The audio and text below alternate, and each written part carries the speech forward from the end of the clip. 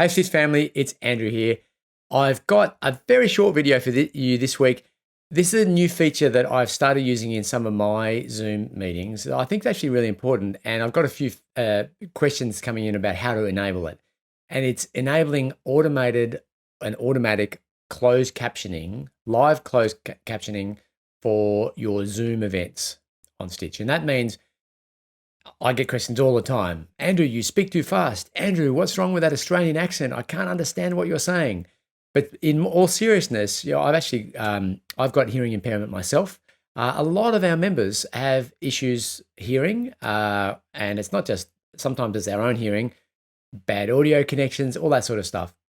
Zoom has just enabled a feature, and they've released it and made it available to everyone, even if you're on a free membership or you've got the free option for Zoom, to turn on the ability for automatic captions to appear during your event. It's super helpful.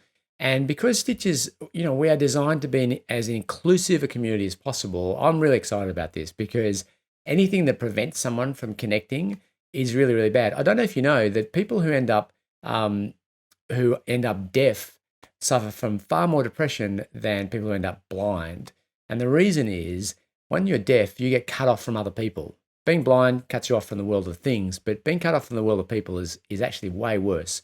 And so anything that helps people connect is really, really important. And so I would encourage you, if you do host Zoom events yourselves, it's pretty easy to do. So I'm going to show you how to do that now.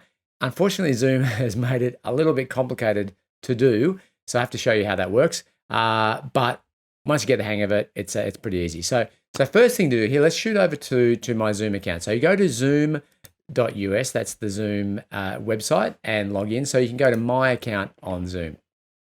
And you can see here, it'll give you a profile. But if you click on settings, and Zoom has a gazillion different settings. So you have to scroll down and look for, it's a setting in meeting setting. And you have to go all the way down in meeting settings, remote control, all this sort of stuff. And you see one here called closed captioning. Now, I'm not really sure why it's not on by default, but you have to turn it on.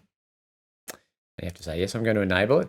And I have to, just by turning that on, that allows you to type closed captions, which obviously if you're running an event, that's very, very challenging unless you're a far better multitasker than I am. But you can click this button here, which enables live transcription service to show the transcript in meeting. So save that. And then you can actually, if you would like to, allow them to save the captions for the transcript. So if they need to follow up later or anything like that. So they're the settings you have to turn on. Then inside Zoom, let's actually go, I'll shoot over to Zoom. I'll call up Zoom here and show you kind of what this looks like. And here I am. But inside my meeting, you have to go to the More button here and go Live Transcript. If your window's a little bit wider, you can actually see this button here, Live Transcript. So you click on that, and you can see here, you can let someone else type, or you will type. You don't want that. You want this one here, Enable Auto Transcription. So if I turn that on, you will see pretty soon, oh, yep, hey, Andrew, you're pretty good looking. No, you're not. What? See, it's not perfect. Look at that. It's not exactly perfect, but it's a lot better than it would be without anything. So you still have to wrestle with the Australian accent. Even Zoom can't deal with an Australian guy who talks too quickly, but it's better than having nothing at all. All right, so that's all. I'm just going to end that meeting there.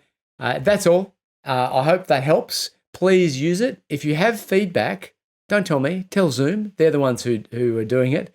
So Zoom has a lot of help articles about how to use Zoom and so on. So you can go to the help articles and check it out. But I just thought, given I have worked out how to use it, I thought I would share it with all of our members, and I hope you get a little bit of joy out of it. Please, you do have to remember to turn it on every event. So if you're watching this and you're not the organizer, but you would like it turned on, just remind the organizer and tell them how to do it, and that's pretty easy to do.